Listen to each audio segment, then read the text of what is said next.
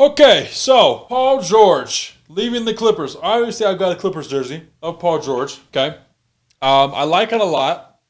I actually love this jersey. My wife got it for me for Christmas.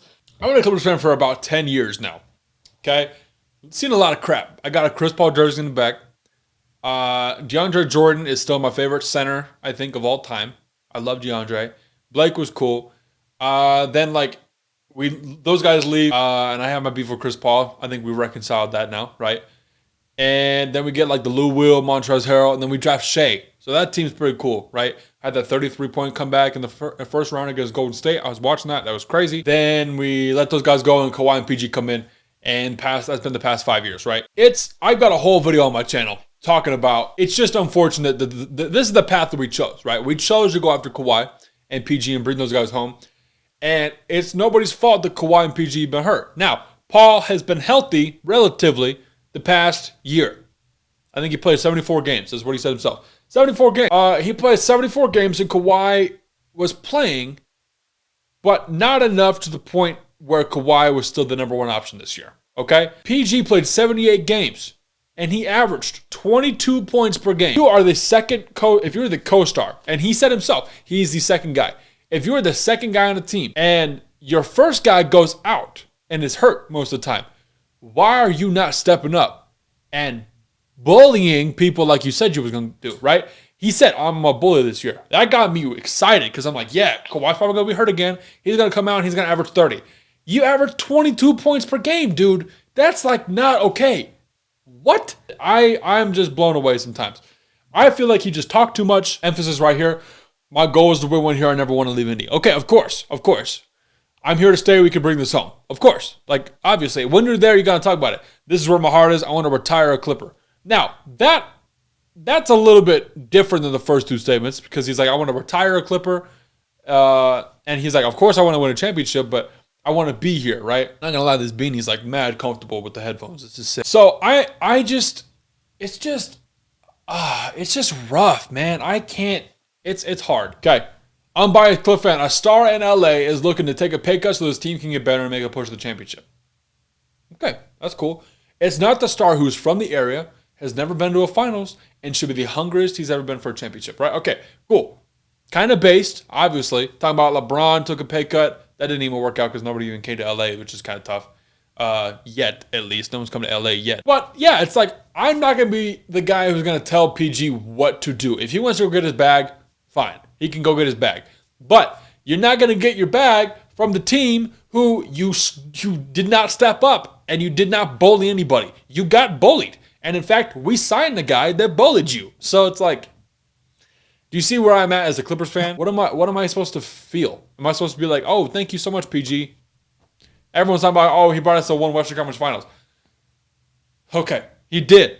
But Kawhi was healthy up until the Western Conference Finals. And T-Man had a 40 bomb to close the Jazz out at home. Terrence Mann had a 40 piece. So it's like, did PG really carry that much? That's not how I remember it. Sports and Entertainment Original. Today's episode is a special 13 burning questions.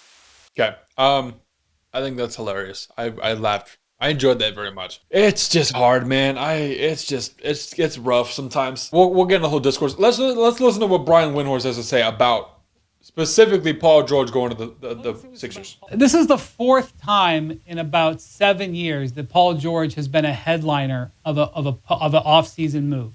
One when he was traded on June 30th from Indiana to Oklahoma City. The following year, when the Lakers and other teams were ready to make a big pitch to him, and he re-signed, if you remember, just all of a sudden showed up at a party with Russell Westbrook. That became a massive moment where the Thunder were able to keep him. The year after that, when he was included in one of the greatest and most amazing trades in the history of the NBA, where he and Kawhi Leonard went together to the Clippers. This time. So this is now the fourth time that you could say that he was a leading headline in the offseason. The previous three have led to what? Oh. And that's my point. I'm not sure. I certainly recognize that the 76ers are a formidable team. I think they're going to need a year. I'm not going to put a lot of pressure on them to win this year. I know that that's the thing that you would say is, well, now Embiid's got to win. And I agree, especially for a team that hasn't gotten to the conference finals. That certainly would be the barrier. But historically, we see teams when they hollow out their roster to create a big three, they always need more time to backfill that roster. And I'm going to give the Sixers that time to backfill that roster. But I'm tired of sitting here the first week of July and declaring that a Paul George arrival changes the everything, because I believe that with the Clippers. I thought that team was set up to dominate. Now, we had the pandemic, and that obviously affected Paul significantly. But bottom line, I'm just going to wait back a little bit before I'm willing to just assume that this fit will mean the changing of the guard somewhere. So what I think Windhorst is experiencing there, something that I talked about earlier and I alluded to, is I'm going to call it free agency fatigue. I got a D on that crap. That was fire. I got to copyright that. Free agency fatigue. He's like, I'm not going to sit here the first week of July and act like that's the thing, because that's what I thought about the Clippers. And he said the previous three have led to what? The Thunder, it was okay. He was third in MVP voting. Not bad, right? But the Clippers, what have we done? I'm a Clippers fan, and I love my team. I made an entire video about Kawhi Leonard has literally done nothing for the team and the franchise. He's done nothing. PG as well. PG even less so, right? They have done nothing. What have we done? Right? No 60-win season, no number one seed crazy, no actual threat going into the playoffs, no losing the finals run, right? Losing the Western Conference Finals to a Suns team that everyone kind of poops on is like, oh man, the Bucks like killed them in the finals, right? So it's like, what have we done? They haven't done anything. They haven't led, like, they led us to nothing. So it's really interesting to think that PG wants money from the team that he hasn't really been able to help bolster. And it's very, very interesting to me. So we got this just funny meme, right? So thank you, PG, down here. Paul George posted 7 points in game 3 of 20. I get that people have bad rounds, and he had 33 the next game, but it's like, I can't, him saying I'm on my bully, I don't think you understand how much that like is in my head. I'm on my bully. I'm on my bully. I'm on my bully. And then you go out and you lose in the first round when Daddy Kawhi is not there. Doesn't make sense. So maybe I should just leave this alone and kind of, I don't really care about it, but it's just like, man, this just sucks, dude. It sucks to think that he wants more than he's worth. He's not worth that much. The initial Clippers offer, let's actually go to this right now. Now we'll go to what PG said. So PG said he was felt disrespected by the LA Clippers first offer of 2 years, $60 million. So now, in my opinion, that is a low ball. That's a low ball. We offered James 2 years, $70 million, but James played better than he did in the playoffs. Overall, there's the aspect of, first of all, James being a parallel to better scorer than PG in the playoffs. So that is a low ball, but it's like when you average like around 20 points for the season and then you do worse in the playoffs, like 2 years, $60 million, maybe negotiate it from there, but it's like, how do you go to say the 2 years, $60 million, then he's like, okay, give me the same as Kawhi, because y'all view us the same right here. Y'all view us the same. We came here together. We want to finish together, right? I'll take what Kawhi got, no problem. I was cool with that. We were still taking less. Kawhi took less. So if he takes less, not gonna be about me getting paid more than him. Obviously not. Heck no. Y'all give him that, give me that. They didn't want to do that. So here's what they did. They gave him the 3 year, $150 million. They said, take it. Then he says, no. After tabling talks until after the season, George said the Clippers eventually offered him the same deal as Leonard. I'll take what Kawhi got, no problem. That's what he said. I was cool with that, and we were still taking less. I'll take what Kawhi got, no problem. The Clippers eventually offered him the same deal as Leonard. But then George wanted the no-trade clause, which the team declined to include. So why are you going to say, hey, I'll take what Kawhi got? Then they literally give you that, and then they're like, no, give me 4 years, the max, and then the no-trade clause. And the Clippers are like, dude, why would we give you a no-trade clause? You're 34. So at the end of your contract, you're going to be 38. Then you can finally get out of our stupid franchise?